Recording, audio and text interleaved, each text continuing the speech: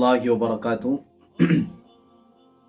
आप सब जानते हैं 15-20 दिन से जो मामला चल रहा है आई लव मोहम्मद के नाम से, उसमें क्या मोड़ आया है वो आप सब जानते हैं।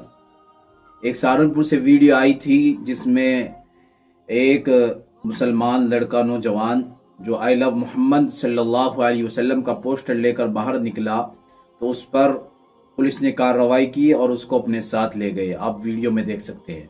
दूसरा मामला रायबरेली से आया है, जो लोग उसमें एहतिजाज कर रहे थे, इकट्ठा हो रहे थे एक मैदान के अंदर, तो उन पर पुलिस ने लाठी चार्ज की है।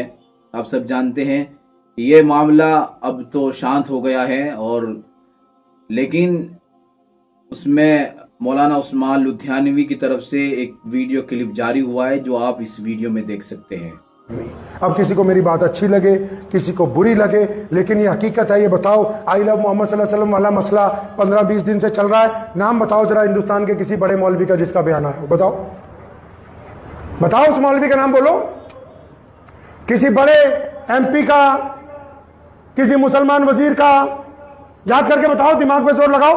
24 घंटे मोबाइल चलाते हो, हाँ जी।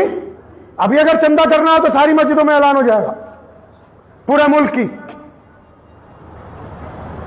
अभी अगर रैली करनी हो तो सारे मदरसों की ड्यूटी लग जाएगी। आ जाओ भाई।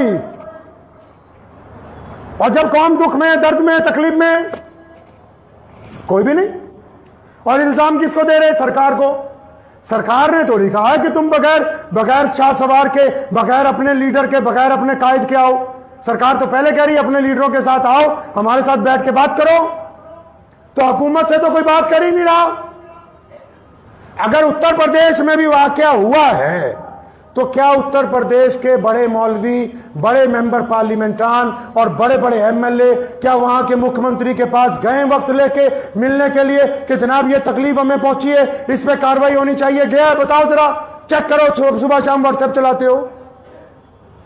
और भाई जिससे काम कराना है उसको मेमोरेंडम पे कराया कि नहीं? अब वीडियो देख लिया आपने और आप लोगों को जरूर शेयर करें।